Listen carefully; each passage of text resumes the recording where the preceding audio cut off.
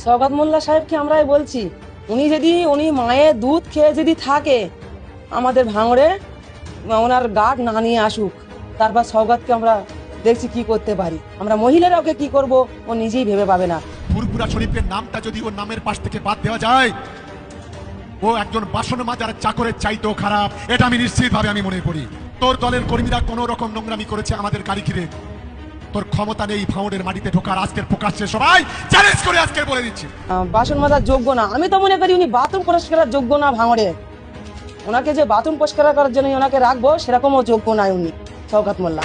আবার এখানে বড় বড় এখানে যখন ঢুকতে দেবো না, নসাদের ঢুকতে দেবো না, আব্বাসে ঢুকতে দেবো না, সবসময় বড় বড় লেকচারের কথা বলে। ওনার লেকচারের কথা আমরা শুনতে চাইনি।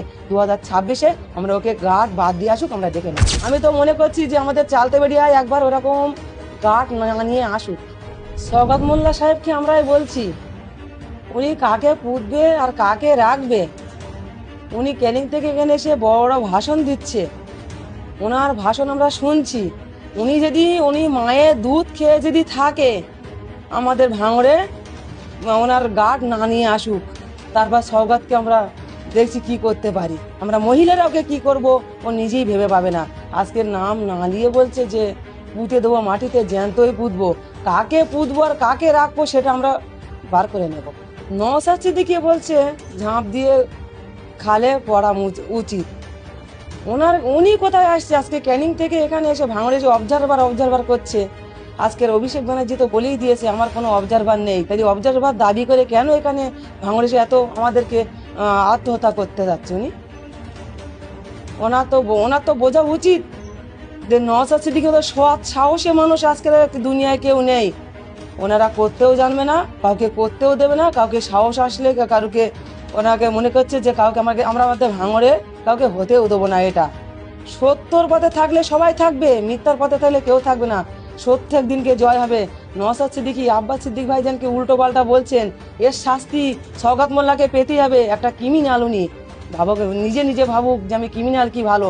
আজকে এই ক্রিমিনাল না হতো আজকে ভাঙড়বাসী আজকের ওনাকে কাউকে আজকে ভাড়া করে নিয়ে আসতে হতো না। উনি যখনই মিছিল করে ভাড়া করে নিয়ে আসে, বিরিয়ানির প্যাকেট টাকা দিয়ে তাদেরকে নিয়ে আসে। আমরা এটা সবাই জানি। আমরা বলছি ভাঙড়ে মিটিং যদি করতে চায় উনি একা গার্ড কেন নিয়ে আসছে, একা এসে মিটিং করুক। আর জনগণ কতটা আছে আমরা দেখতে চাই। শওকত মোল্লা বলছে ভাঙড়ে বিধায়ককে ঢুকতে দেবো না ভাঙড়ে, কি বলবো? এ কথা তো সে 21 সাল থেকেই বলে আসছে শওকত মোল্লা মহাশয়। আজকের উনি নওশাদ সিদ্দিকীকে ঢুকতে দেবে না, আর উনি শওকত মোল্লা কি ঢুকবে?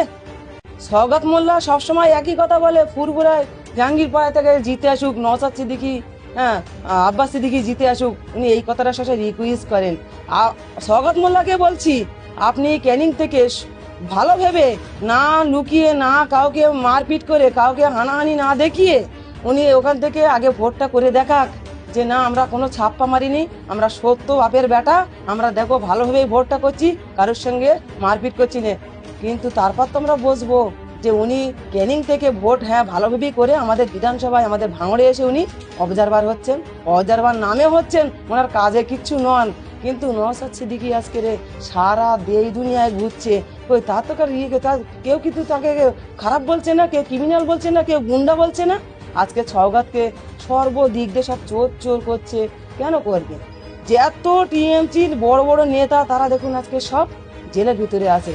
তাহলে শওকত সাহেব এখনো বুঝতে পারছেন না যে নওশাদ সিদ্দিকী কি পার্টি করছে আর আব্বাস সিদ্দিকী কি পার্টি করছে। পার্টির একটা সীমা আছে, পার্টির একটা কোনো পার্টি করলে হয় না, পার্টির সমাজজ্ঞান বুঝতে হয়, তারপর পার্টিটা করতে হয়। একটা ক্রিমিনালের মতো উনি ব্যবহার করছে। আবার এখানে বড় বড় এখানে যখন ঢুকতে দেবো না, নওশাদের ঢুকতে দেবো না, আব্বাসে ঢুকতে দেবো না, সবসময় বড় বড় লেকচারের কথা বলে। ওনার লেকচারের কথা আমরা শুনতে চাইনি।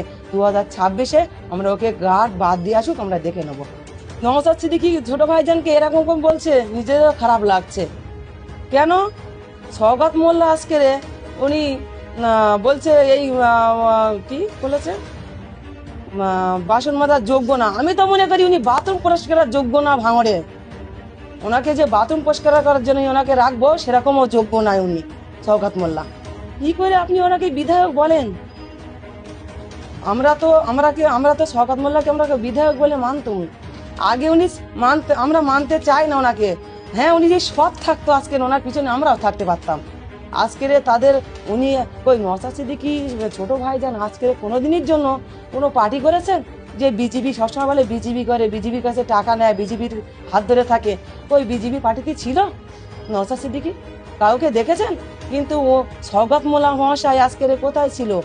সিপিএম এ থেকে পুরো শ্মশান করে দিয়েছে, আজকে ভাঙড়ে এসে শ্মশান করছে। এখন এখন করছে বিজেপি হটাও, বিজেপি হটাও। তাহলে আজকের সে নওশাদ সিদ্দিকী আজকে তার সত্য দেখে আজকের সবাই আমাদের এলাকার আমাদের ভাঙড়বাসী বলে না, আজকে বিভিন্ন জায়গায় যেখানে যাচ্ছে ভাইজান ছোট ভাইজান সেখানেই দেখো একদম মানুষের সমুদ্র বয়ে যাচ্ছে। আর আজকে সওগাত শুধু নওশাদ সিদ্দিকী বলছে কি উনি একটা বিজেপির দালাল। বিজেপির দালাল যদি হতো তাহলে আজকে নওশাদ সিদ্দিকী আজকে বিজেপির সঙ্গে থাকতো, ওনার মতো পার্টি চেস করতো না। সিপিএম করে করে পুরো ধুলিস্যার করে ফেলেছে, খেয়ে পুরো মুচে পুরো চুচে ফেলেছে। এইবারে টিএমসিতে এসেছে, এসে এটাও কি ভাঙড় থেকে নড়তে যাচ্ছে না। উনি নড়বে কি? এখানে বড় সত্যিকারের মধুর হাঁড়ি আছে। আজকের উনি ক্যানিং থেকে এসে এখানে শুধু বলে অবজারভার অবজারভার বলে উনি ভাষণ দিয়ে এখানকার একদম কিছু কোনো উন্নয়ন করতে দেয় না। উন্নয়নের টাকাগুলো নিয়ে সব ক্যানিংয়ে চলে যাচ্ছে, সেই জন্য উনি ভাঙড় থেকে নড়তে চাচ্ছে না। শওকত মোল্লা মহাশয় এটা তো জানে যে আমি যদি টিএমসিতে ভোট দেয় তাহলে বিজেপি হবে, বিজেপি করলেও টিএমসি হবে। ওনাদের তো কোনো পার্থক্য নেই। পার্থক্য আছে, কিন্তু নওশাদ সিদ্দিকী ছোট ভাইজান কি বলছে যে বিজেপি করো, বিজেপি করতে আমাদেরকে নিষেধ বারণ করছে। আর আমরা বিজেপি করবো না কোশ্চেন কালিনীর জন্য আমাদের ভাঙড়ে আমরা বিজেপি আনবো না। এটা কই চ্যালেঞ্জ নিয়ে রাখুক দিন। ঠিক আছে, যদি বিজেপি আসে তাহলে শওকত মোল্লা এইটাই বলুক যে বিজেপি যদি ভাঙড়ে আসে আমরা তাকে দূর করে তাড়িয়ে দেবো, কি এখানে কোনো প্রার্থী দিতে দেবো না। ওই শওকত মোল্লা এটা তো বলছে না, শুধু ওই নওশাদ সিদ্দিকী কি করছে, আব্বাস সিদ্দিকী কি করছে, ওতে দুই ভার পিছনে লেগে আছে। কেন তারা কি কারোর কাছে কোনো টাকা পয়সা খেয়ে রেখেছে? না কোনো টাকা পয়সা ওনার মতো ভাঙড় থেকে নিয়ে ক্যানিংয়ে যাচ্ছে? ওই যাচ্ছে ভাঙড় থেকে টাকা, বিধানসভায় থেকে আমাদের নওশাদ সিদ্দিকী টাকাটা নিয়ে কি এই পুরপুরায় যাচ্ছে? কেউ প্রমাণ দেখাতে পারবে যেখান থেকে টাকা গুছিয়ে গাড়ি করে নিয়ে চলে যাচ্ছে? ওটা ওনার প্র্যাকটিক্যাল, ওনার প্র্যাকটিস। যে এরকম কথা যদি না আমরা বলি, আমাদের পাশে আমরা যা ভাড়া করে নিচ্ছি তারা কেউ আসবে না আমাদের সঙ্গে। যার কারণে আজকের ওই কথাটা বলা ওনাদের মুখী কোনো ব্যাপার নেই, মুখী আসতে বলে দিচ্ছে। ওনাদের পিছনে লোক নেই, যত টাকা পয়সা যত নিয়ে দিচ্ছে, বিরিয়ানির প্যাকেট দিচ্ছে, সেই জন্য আজকে ওনাদের পিছনে লোক আছে। আমাদের মতো লোকে কই বলছে না তো যে বিরিয়ানির প্যাকেট দেবো কি টাকা দেবো, কই আমাদের মতো লোকের বলছে। যেখানে এখানে কেউ নেই, জীবনতলা থেকে ওদিকে ক্যানিং থেকে কিছু লোক ভাড়া করে রবিবারে আমরা শুনছি যে এর থেকে কমপ্লেক্স থেকে লোক ভাড়া করে নিয়ে আসছে, সেটাও আমরা দেখছি। ওসব কথা রাখেন, সামনে 2026-এ কি হবে না হবে ফলাফল আমরা গণতন্ত্রের প্রতীককে আমরা দেখিয়ে দেবো। আমরা তো ভাবছি এটাই চাই যে বিজেপি যদি আসে আমরা কাঁচা কঞ্চিতে সত্যিকারের তেল মাখিয়ে রেখে দেবো। আমাদের যে অত্যাচার করেছে, আমি আজও বলছি আগেও বলেছি, আমাদের যা অত্যাচার করেছে সেই অত্যাচার প্রতিফল আমরা তুলে নেব, তারপর আমরা ছাড়বো। না থাকলে আজকের ওই নওশাদ সিদ্দিকী ছোট ভাইজান তো ঘুরছে, কেউ চোর চোর করে বলে না তো।